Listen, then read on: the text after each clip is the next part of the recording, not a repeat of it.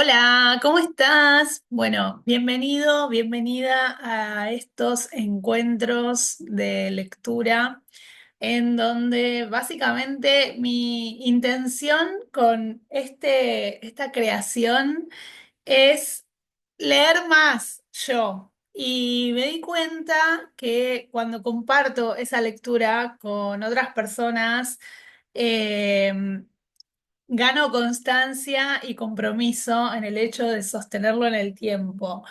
Entonces dije, bueno, está buenísimo porque además me gusta mucho leer libros que son de conciencia y que traen un montón de conciencia, valga la redundancia, y claridad sobre un montón de cosas. Entonces, qué mejor que compartirlo y que armar este grupo de lectura en donde no solamente vamos a ir leyendo el libro, sino que además podemos ir compartiendo nuestra mirada sobre lo que vamos leyendo y viendo qué nos va pasando y siendo espejo de los demás. Así que sin muchos más preámbulos, voy a arrancar oficialmente este encuentro leyendo El poder de la hora de Eckhart Tolle, que es un libro que me fascina, que te voy a ser 100.000% sincera, lo empecé a leer varias veces, pero no lo terminé nunca. Así que, ¿qué más es posible que en este grupo lleguemos hasta el final del libro y logremos completarlo? Así que, como te digo, sin más preámbulos, vamos a arrancar ya con el capítulo uno y quiero decirte algo. Es probable que a medida que yo vaya leyendo, vaya haciendo algún comentario o alguna aclaración, porque es un libro que si bien está buenísimo y es súper claro y tiene como un montón de conciencia, a veces tiene momentos en los que el lenguaje en el que él habla puede ser un poco complejo. Entonces a mí me gusta como ir reflexionando mientras voy leyendo. Así que nada, hecha esta aclaración, ahí comparto pantalla para que si querés ir leyendo a medida que yo también voy leyendo puedas hacerlo. Y nada, ojalá que te sirva y que lo disfrutes un montón.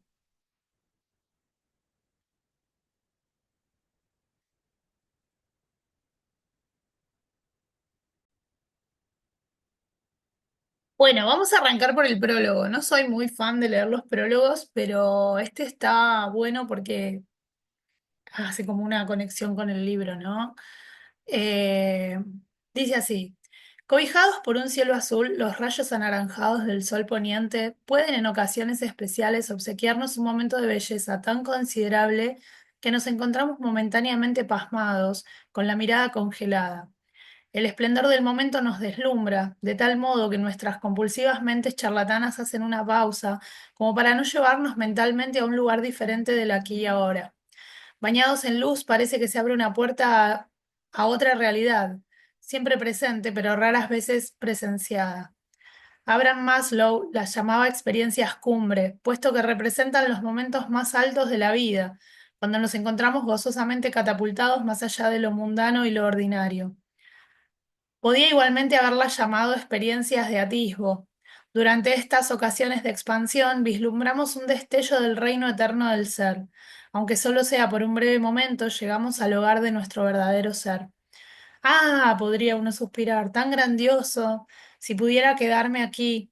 Pero ¿cómo tomar residencia permanente? Durante los últimos 10 años me he aplicado a averiguarlo. Durante mi búsqueda he tenido el honor de entablar diálogos con los más osados, inspiradores y penetrantes pioneros de paradigmas de nuestro tiempo, en medicina, ciencia, psicología, negocios, religión, espiritualidad y potencial humano. Este diverso grupo de individuos tienen en común la percepción de que la humanidad está dando un salto cuántico hacia adelante en su desarrollo evolutivo. Este cambio va acompañado de un giro en la visión del mundo, la imagen básica que tenemos de cómo son las cosas. Una visión del mundo busca contestar dos preguntas fundamentales. ¿Quiénes somos y cuál es la naturaleza del universo en el que vivimos? Nuestras respuestas a esas preguntas determinan la calidad y las características de nuestras relaciones personales con la familia, los amigos y los jefes empleados. Cuando se consideran en una escala mayor, definen las sociedades.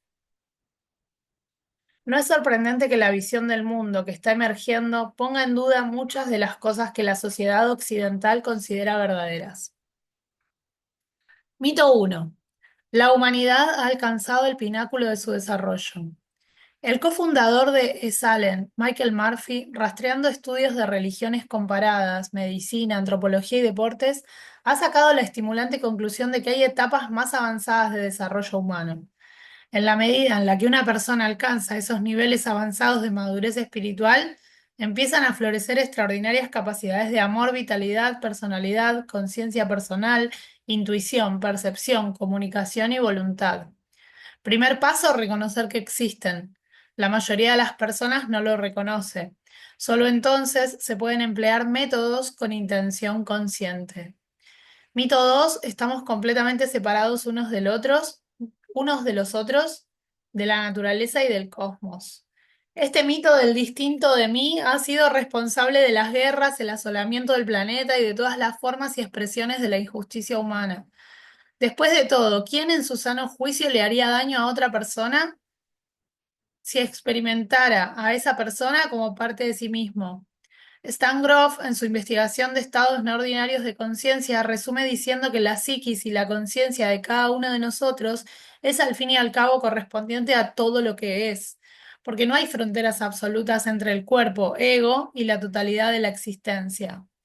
La medicina era 3 del doctor Larry Dossey, en la que los pensamientos, las actitudes y las intenciones de curación de un individuo pueden influir en la fisiología de otra persona, en contraste con la era 2, en la que prevalece la medicina mente-cuerpo, está muy bien sustentada por estudios científicos sobre el poder curativo de la oración. Ahora bien, esto no puede ocurrir de acuerdo con los principios conocidos de la física y con la visión del mundo de la ciencia tradicional. Sin embargo, la abundancia de las evidencias sugiere que de hecho ocurre. Mito 3: el mundo físico es todo lo que hay. Atada a la materia, la ciencia tradicional asume que cualquier cosa que no pueda ser medida, examinada en un laboratorio o comprobada por los cinco sentidos y sus extensiones tecnológicas simplemente no existe. Es irreal. La consecuencia, toda la realidad se ha reducido a la realidad física. La dimensión espiritual o lo que yo llamaría dimensiones no físicas de la realidad han sido desterradas. Esto choca con la filosofía perenne, ese consenso filosófico que se extiende a través de épocas, religiones, tradiciones y culturas, que describe dimensiones de la realidad diferentes pero continuas. Estas van de las más densas y menos conscientes, lo que llamaríamos materia, a las menos densas y más conscientes, que llamaríamos dimensiones espirituales. Curiosamente, este modelo extendido multidimensional de la realidad es sugerido por teóricos cuánticos tales como Jacques Scarfetti, que describe el viaje superluminal. Otras dimensiones de la realidad se usan para explicar los viajes que ocurren a velocidad mayor que la de la luz, el último de los límites de la velocidad. O considere el trabajo del legendario físico David Bohm en su modelo multidimensional de la realidad desarrollada física e implicada no física. Esto no es mera teoría. El experimento Aspect de 1982 en Francia demostró que dos partículas cuánticas que habían estado conectadas alguna vez, cuando eran separadas por vastas distancias, permanecían conectadas de alguna manera. Si se cambiaba una partícula, la otra cambiaba instantáneamente. Los científicos no conocen la mecánica de cómo ocurre este viaje más rápido que la velocidad de la luz, aunque algunos teóricos sugieren que esta conexión tiene lugar por medio de puertas a dimensiones superiores. Así, al contrario de lo que se pudiera pensar, aquellos que se empeñan en su lealtad al paradigma tradicional, las personas pioneras e influyentes con las que hablé sentían que no hemos alcanzado el pináculo del desarrollo humano. Estamos conectados más que separados con el resto de la vida y el espectro completo de la conciencia comprende tanto la dimensión física como una multitud de dimensiones no físicas de la realidad. En esencia, esta nueva visión del mundo supone que usted se ve a sí mismo, a los demás y a toda la vida, no con los ojos de nuestro pequeño ser terrenal que vive en el tiempo y ha nacido en el tiempo, sino más bien a través de los ojos del espíritu, de nuestro ser, del verdadero sí mismo. Una a una, las personas están pasando a esta órbita superior. Con este libro, El poder de la hora, Eckhart Tolle toma con todo derecho su lugar en este grupo especial de maestros universales. El mensaje de Eckhart es: El problema de la humanidad está profundamente arraigado en la mente misma, o más bien en nuestra identificación errónea con nuestra mente. Nuestra conciencia fluctuante, nuestra tendencia a tomar el camino del menor esfuerzo sin estar totalmente despiertos al momento presente, crea un vacío. Y la mente, atada al tiempo, que ha sido diseñada para ser un sirviente útil, busca compensación proclamándose el amo. Como como una mariposa que revolotea de una flor a la otra, la mente se aferra a las experiencias pasadas o proyectando su propia película anticipa lo que va a venir. Rara vez nos encontramos descansando en la profundidad oceánica del aquí y ahora, porque es aquí, en el ahora, donde encontramos nuestro verdadero ser, que está detrás de nuestro cuerpo físico, nuestras emociones cambiantes y nuestra mente parlanchina. La gloria suprema del desarrollo humano no se apoya en nuestra habilidad para pensar y razonar, aunque esto es lo que nos distingue de los animales. El intelecto, como el instinto, es simplemente un punto a lo largo del camino. Nuestro destino último es volver a conectarnos con nuestro ser esencial y expresar nuestra realidad extraordinaria, divina, en el mundo físico ordinario, momento a momento. Esto se dice fácilmente, pero aún son pocos los que han alcanzado las últimas posibilidades del desarrollo humano. Afortunadamente hay guías y maestros para ayudarnos a lo largo del camino. Como maestro y guía, el formidable poder de Eckhart no está en la habilidad de deleitarnos con historias entretenidas, ni en hacer concreto lo abstracto, ni en ofrecernos una técnica útil. Más bien su magia se basa en su experiencia personal, las de alguien que sabe. El resultado es que hay un poder detrás de sus palabras que se encuentra solamente en los más celebrados maestros espirituales. Al vivir desde las profundidades de esta realidad superior, Eckhart despeja un camino lleno de energía para que los demás se le unan. ¿Y qué pasa si lo hacen? Seguramente el mundo como lo conocemos mejoraría. Los valores cambiarían. Entre los restos del naufragio de los temores que han sido arrastrados por el torbellino de ser mismos, nacería una nueva civilización. ¿Dónde está la prueba de esta realidad superior? Preguntará usted. Ofrezco solo una analogía. Un gran grupo de científicos puede reunirse y darle a usted todas las pruebas científicas de que los bananos son amargos. Pero todo lo que usted tiene que hacer es probar uno, una sola vez, para darse cuenta de que hay todo ese otro aspecto de los bananos. En últimas, la prueba no está en los argumentos intelectuales, sino en ser tocado en alguna medida por lo sagrado. Eckhart Tolle nos abre magistralmente a esa posibilidad. Ay, me encantó.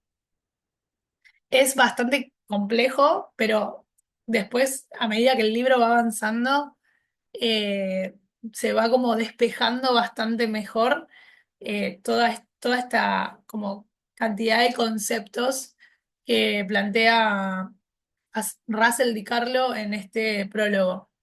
Vamos a leer la introducción y luego seguimos con otro video. El origen de este libro. El pasado me sirve de poco y rara vez pienso en él. Sin embargo, me gustaría contarles brevemente cómo llegué a ser un maestro espiritual y cómo nació este libro. Hasta los 30 años viví en un estado de ansiedad casi continua, salpicada con periodos de depresión suicida. Ahora lo siento como si estuviera hablando de una vida pasada o de una vida de alguien diferente. Una noche, no mucho después de cumplir 29 años, me desperté de madrugada con un sentimiento de absoluto terror. Había despertado con ese sentimiento muchas veces antes, pero esta vez era más intenso que nunca. El silencio de la noche, los contornos vagos de los muebles en la habitación oscura, el ruido distante de un tren, todo parecía tan ajeno, tan hostil y tan absolutamente sin sentido que creó en mí un profundo aborrecimiento del mundo. Lo más odioso de todo, sin embargo, era mi propia existencia. ¿Qué sentido tenía continuar viviendo con esa carga de desdicha? ¿Por qué seguir con esta lucha continua? Podía sentir un profundo anhelo de aniquilación, de inexistencia, que se estaba volviendo mucho más fuerte que el deseo instintivo de continuar viviendo. No puedo seguir viviendo conmigo mismo. Este era el pensamiento que se repetía continuamente en mi mente. Entonces, súbitamente me hice consciente de cuán peculiar era este pensamiento. ¿Soy uno o soy dos? Si no puedo vivir conmigo mismo, debe haber dos.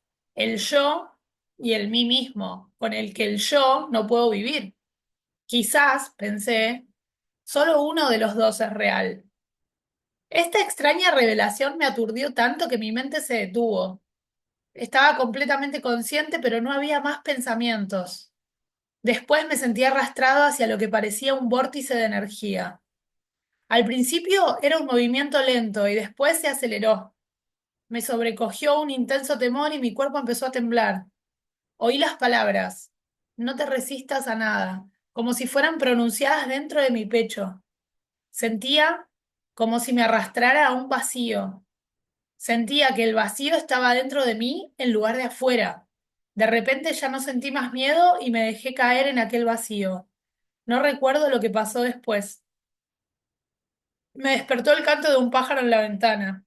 Nunca había oído un sonido así antes. Mis ojos aún estaban cerrados y vi la imagen de un diamante precioso. Sí, sí, un diamante. Perdón, lo leí mal. Sí, si un diamante pudiera producir un sonido, sería así. Abrí mis ojos. La primera luz del amanecer se filtraba por las cortinas. Sin ningún pensamiento, sentía, sabía que hay mucho más en la luz que aquello de lo que nos damos cuenta. Aquella suave luminosidad filtrándose a través de las cortinas era el amor mismo. Mis ojos se llenaron de lágrimas. Me levanté y caminé por la habitación. La reconocía y sin embargo sabía que antes no la había visto verdaderamente. Todo era fresco y prístino, como si acabara de nacer. Tomé cosas, un lápiz, una botella vacía, maravillándome ante la belleza y la vividez de todo. Aquel día caminé por la ciudad con total asombro por el milagro de la vida sobre la tierra, como si acabara de nacer en este mundo. En los 5 meses siguientes viví en un profundo estado de paz y embelesamiento ininterrumpidos. Después esta condición disminuyó algo en intensidad o quizás me pareció que se volvió mi estado natural. Podía funcionar todavía en el mundo, aunque me daba cuenta de que nada de lo que hiciera podía añadir algo a lo que ya tenía. Esta parte me parece re importante, ¿no? Como que nada de lo que hiciera podía añadir algo a lo que ya tenía. Sabía, por supuesto, que algo profundamente significativo me había ocurrido, pero no lo entendía en absoluto. Solamente varios años después, luego de haber leído textos espirituales y de haber pasado tiempo con maestros, me di cuenta de que de que lo que todo el mundo buscaba ya me había ocurrido a mí. Comprendí que la intensa presión del sufrimiento aquella noche debió haber forzado a mi conciencia a retirarse de su identificación con aquel ser infeliz y profundamente temeroso. Identificación que es, en últimas, una ficción de la mente. Esta retirada debió ser tan completa que este ser sufriente y falso se derrumbó inmediatamente como cuando se le quita un tapón a un juguete inflable. Lo que quedó después fue mi verdadera naturaleza como el eterno presente que yo soy, la conciencia en su estado puro, anterior a la identificación con la forma. Más tarde aprendí también a entrar en ese reino interior, ajeno al tiempo y a la muerte que había percibido originalmente como un vacío, y a permanecer completamente consciente. Viví en estados de arrobamiento y santidad, tan indescriptibles que incluso la experiencia original que acabo de describir palidece en comparación. Llegó un momento en el que por un tiempo no quedó nada de mí en el plano físico. No tenía relaciones, ni empleo, ni hogar, ni identidad socialmente definida. Pasé casi 2 años sentado en los bancos de los parques en un estado de intenso gozo. Pero incluso las experiencias más bellas vienen y se van. Más fundamental quizás que cualquier experiencia es la corriente subterránea de paz que no me ha abandonado desde entonces. A veces es muy fuerte, casi palpable, y los demás la pueden sentir también. En otras ocasiones está en alguna parte en el fondo como una melodía distante. Después la gente venía ocasionalmente a mí y me decía, quiero lo que usted tiene, ¿puede dármelo o mostrarme cómo lograrlo? Y yo decía, usted ya lo tiene, solo que no tiene sentido en su mente, no, solo que no puede sentirlo porque su mente hace demasiado ruido. Vamos a leerlo de vuelta porque me trabé mucho. Usted ya lo tiene, solo que no puede sentirlo porque su mente hace demasiado ruido. Esta respuesta creció después hasta convertirse en el libro que usted tiene en sus manos.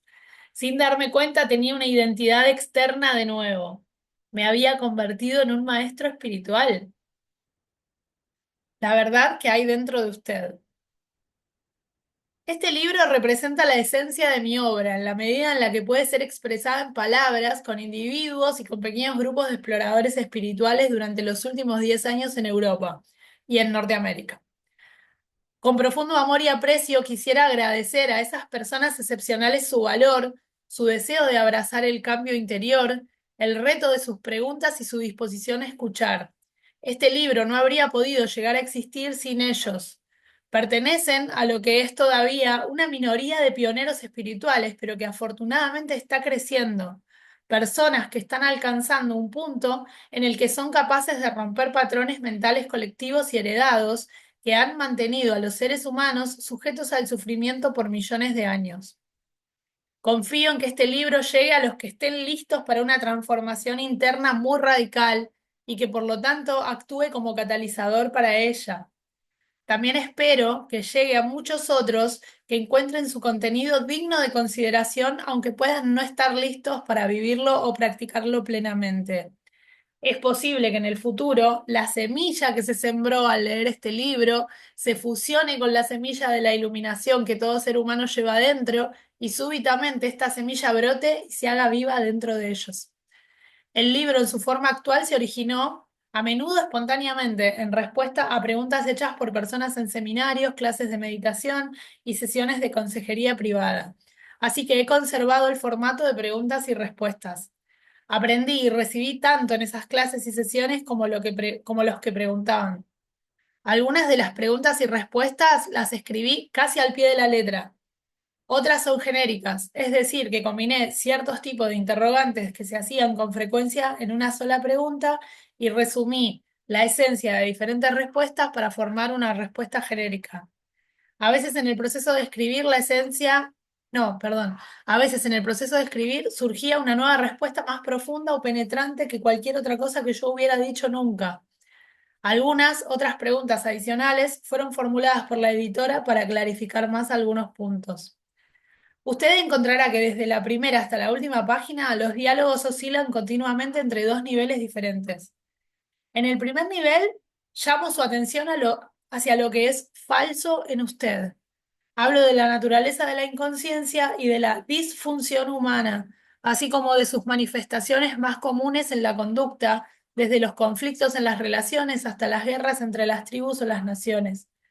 Tal conocimiento es vital porque a menos que usted aprenda a reconocer lo falso, como algo que no es usted, no puede haber transformación duradera y usted siempre acabará arrastrado de nuevo hacia la ilusión y hacia alguna forma de dolor. En este nivel también le muestro cómo no convertir lo que es falso en usted en su verdadero ser y en un problema, porque así es como se perpetúa lo falso. En el otro nivel hablo de una transformación profunda de la conciencia humana, no como una posibilidad futura distante, sino como disponible ahora, sin importar quién sea usted, o dónde esté. Trato de mostrarle cómo liberarse de la esclavitud de la mente, cómo entrar en un estado iluminado de conciencia y cómo sostenerlo en su vida diaria. En este nivel del libro, las palabras no siempre tienen que ver con la información, sino que a menudo buscan llevarlo a usted a una nueva conciencia en la medida en la que lee. O sea, básicamente acá lo que te está diciendo es que conectes con la energía de lo que él te está diciendo, más allá de las palabras y más allá del entendimiento cognitivo que puedas hacer de lo que te está diciendo. O sea que a veces es simplemente conectar con la energía, por más que no entendamos desde lo racional. Una y otra vez trato de llevarlo a usted conmigo a ese estado intemporal de presencia intensa y consciente en el ahora, así como de darle a probar la iluminación. Mientras que usted no alcance a experimentar aquello de lo que hablo, puede encontrar estos pasajes algo repetitivos. Pero en cuanto lo experimente, creo que se dará cuenta de que tiene un gran poder espiritual y pueden llegar a ser para usted las partes más provechosas del libro.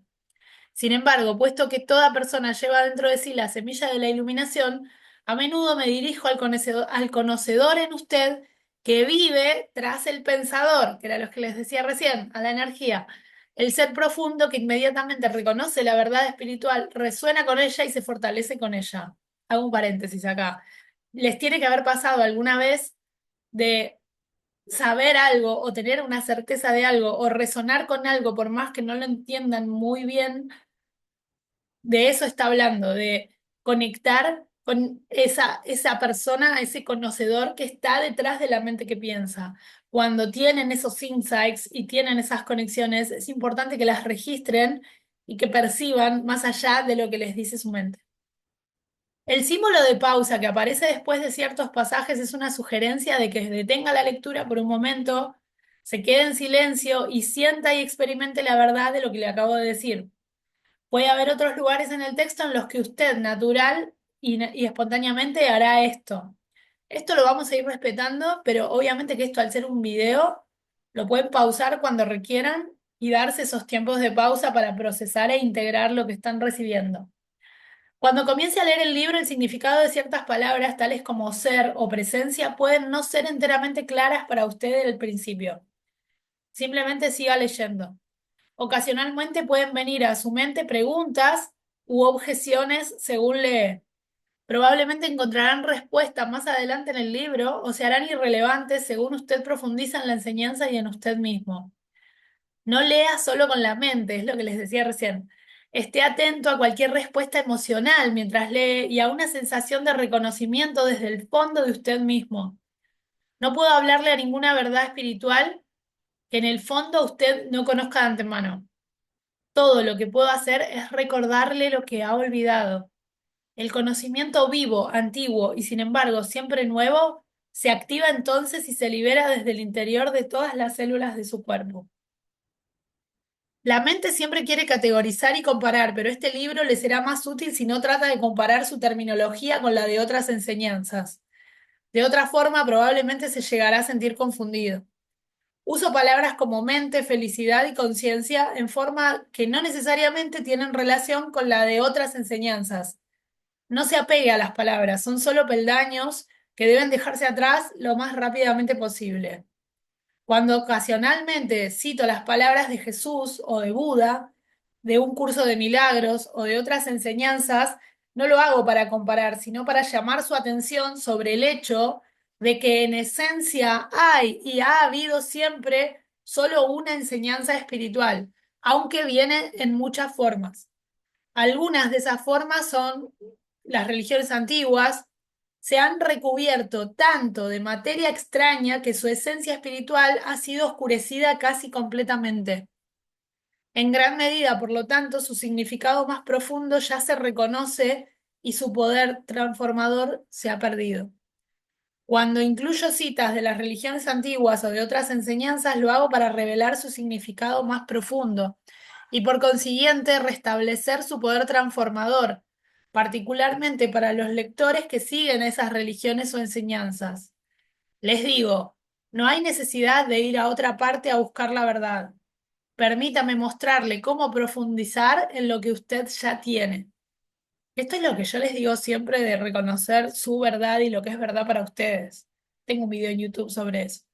En la mayoría de los casos, sin embargo, me he propuesto utilizar una terminología tan neutra como sea posible para alcanzar un amplio rango de personas.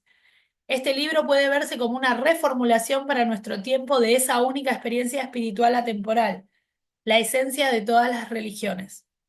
No deriva de fuentes externas, sino de una auténtica fuente interior, así que no contiene teoría o especulación. Hablo a partir de la experiencia interior y si a veces hablo violentamente, lo hago para pasar a través de capas pesadas de resistencia mental y para alcanzar aquel lugar interior donde usted ya sabe, como yo sé, y donde la verdad se reconoce cuando es oída. Hay entonces un sentimiento de exaltación y de vivacidad realzada. Cuando algo dentro de usted dice, sí, yo sé que eso es verdad. A mí me pasa todo el tiempo.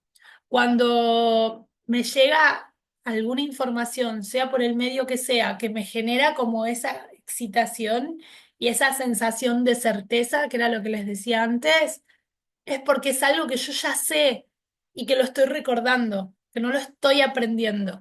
Y en realidad lo que propone este libro es eso, entrar en un estado en donde podamos conectar con nuestro saber interno, con recordar ese saber y con empezar a desidentificarnos de la manera en la que la mente construyó toda una identidad basada en las creencias lógicas y conectar justamente con ese saber más profundo que ya es parte nuestro y que simplemente tenemos que recordarlo. Así que bueno, seguimos en el próximo video con el capítulo 1.